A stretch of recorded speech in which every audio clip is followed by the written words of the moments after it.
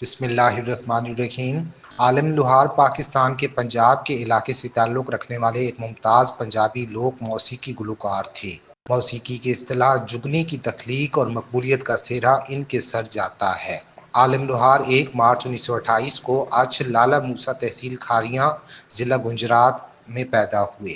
وہ لوہار خاندان میں پیدا ہوئے تھے۔ بچپن میں لوہار نے پنجابی کہانیوں اور شاعری کا مجموعہ صوفیانہ کلام پڑھا اور بچپن سے ہی گانا شروع کر دیا۔ ان کا خاندان اور بچے اب برطانیہ میں رہتے ہیں۔ عالم لوہار نے گائیکی کا ایک نیا انداز تیار کیا جسے پنجابی وار کہا جاتا ہے۔ یہ ایک مہاکاوی یا لوک کہانی ہے جس نے انہیں اس وقت مقبول بنایا جب وہ پنجاب کے علاقے کے دیہاتوں اور قصبوں کا دورہ کرتے تھے۔ وہ وارث شاہ کی ہیر کے ساتھ دوسرے گانوں جیسے سیف الملوک کے لیے مشہور ہیں۔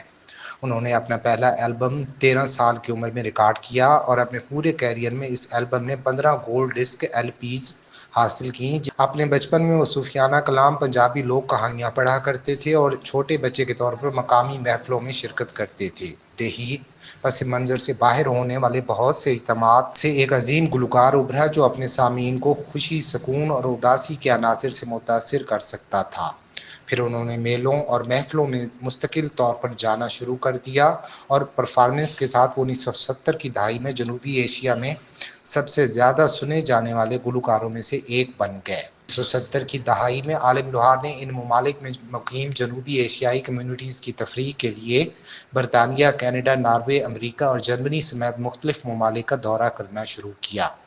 عالم لوہار کے کچھ گانوں نے تنقیدی پذیرائی حاصل کی ہے اور انہوں نے پنجاب کی موسیقی اور ثقافت میں اپنا حصہ ڈالا ہے۔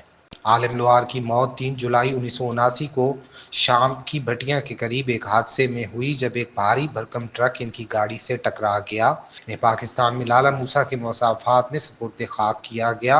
ان کی وفات کے بعد صدر پاکستان محمد ضیاء الحق نے عالم لوہار کو 1979 میں پاکستان کے اعلیٰ ترین سول ایوارڈ برائے فنون اور تھیٹر پرائڈ آف پرفارمنس سے نوازا۔ عالم لوہار کی یاد میں حکومت پاکستان نے ایک سڑک کا نام ان کے نام پر رکھا جو ان کے پیدائشی گاؤں اچھ سے مرکزی گرینڈ ٹرنک روڈ تک جاتی ہے، جسے عالم لوہار روڈ کے نام سے جانا جاتا ہے۔